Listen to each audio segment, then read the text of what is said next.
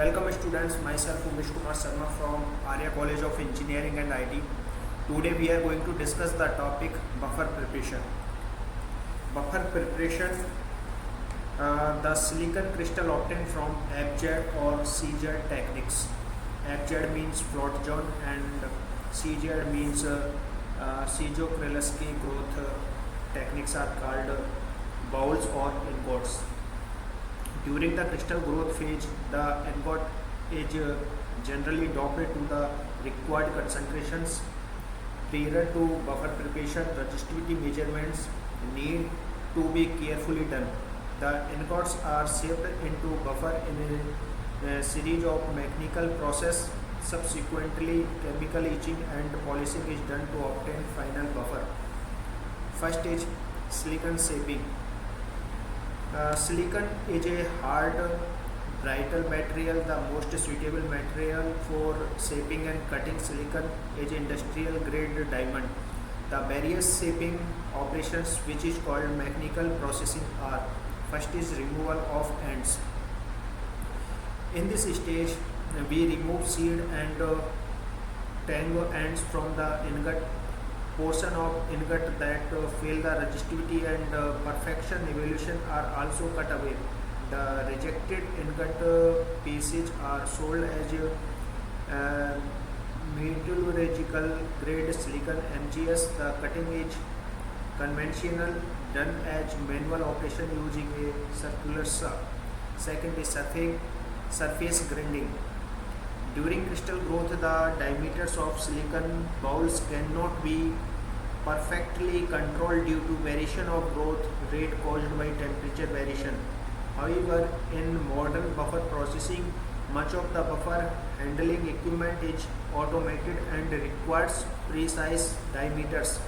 For this purpose, bowls are ground slightly oversized 15 to 20% more and then ground down to precise diameters in a lathe-like machine using a rotating diamond grinding tool. At the end of this step, the surface orientation need to be verified, usually by X-ray diffraction techniques. The schematic of grinding process is shown in figure. Third is grounding of flats. After the surface grinding, one or more flats are grounded along the length of ingot. The largest flat, called primary flat, is usually relative to specific crystal direction. This flat is located by X-ray technique. The primary flat serves several purposes. It is used as mechanical locator in automated processing equipment. Other smaller flat are called secondary flat and serve to identify orientation and conductivity of material. The different kind of primary and secondary flat are shown in figure. Fourth is slicing of ingots. Buffer slicing is done by inner diameter sewing using a diamond saw.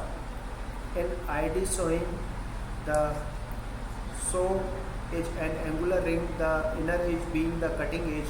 The saw is usually of stainless steel with a diamond mounted onto tips of inner edge.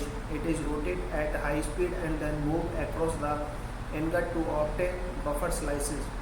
Cutting rates are usually quite low, normally fraction of an mm per second.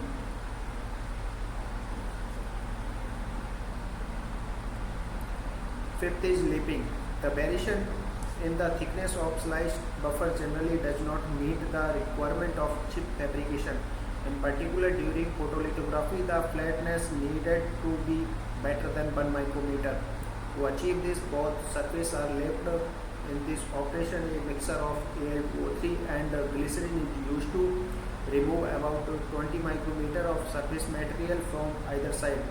The buffer flatness produced at this stage is better than 2 micrometer.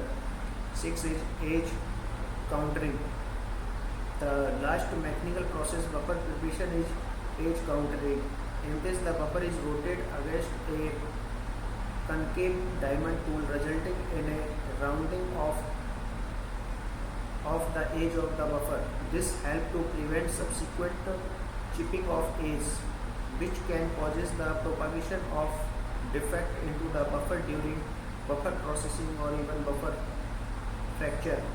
It also helps in smooth deposition of photoresist. The edge contouring process is shown in figure. Second is chemical etching. The mechanical process just described introduced damage which are best removed by a series of chemical process as described below. First is acid etching. The first type of etching is acid etching. In this, the buffer are introduced into an acid bath for several minutes to remove 20 micrometer from the surface. The agent is a mixture of nitric, hydrochloric and acetic acid in a ratio of 4:1:3. The reaction is primarily ionic. It is the H plus, F minus and NO3 minus ions which are primary reacting species. The overall reaction can be stated as 3Si plus 4H NO3 plus 18HF is equal to 3H2Si F6 plus 4NO plus 8H2O. In this reaction, acetic acid is used as a moderator. It dilutes the etching system and allow better control of the reaction. Water can also be used in place of acetic acid, but acetic acid is preferred because water is byproduct of reaction. The etching can be isotropic or anisotropic according to the acid mixture or temperature. Second is alkali etching. In alkali etching is a mixture of NaOH ratio H2O or KOH ratio H2O is typically used. Alkali etching is a reaction rate limited and is anisotropic. The reaction rate is determined by the number of dangling bonds on the silicon surface, and hence the etch rate is dependent on the surface orientation and produce excellent surface brightness on defect-free buffer. Third is polishing. The purpose of polishing is to provide a smooth specular surface on which device features can be photo engraved. The schematic of polishing technique is shown in figure. The polishing process requires considerable attention of operator for loading and unloading. It can be conducted as a single buffer or batch buffer process depending on equipment. Single buffer process is preferred over batch buffer process. In both single and batch processing, the process involves a polishing pad made of artificial fabric. Buffer are mounted on the fixture, precede against pad under high pressure and rotated relative to pad. A mixture of polishing slurry and water dripped on the pad causes the polishing. The slurry is a colloidal suspension of fine SiO2 particles in an aqueous solution of sodium hydroxide. Under the heat generated by friction, the sodium hydroxide oxides the silicon with OH minus radicals.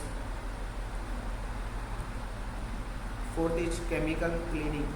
Silicon buffer are usually cleaned chemically to remove organic film, heavy metals and particulates. Commonly used material for this are aqueous solution of NH4OH, H2O2, HCl and H2O2, H2SO4 and H2O2.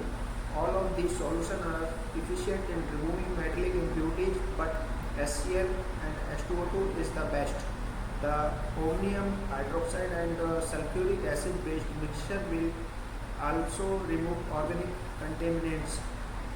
These cleaning solutions leave the surface of buffer in hydrophilic state due to oxidizing nature of peroxide. In hydrophilic state, buffer will wet the water surface since chemically brown oxide can contain impurities from the chemicals. It is usually removed by salt immersion in dilute hydrofluoric acid. So a typical cleaning step would be sulfuric acid, hydrogen peroxide followed by HF acid dipped with deionized water. Rinse each acid stick. Thank you.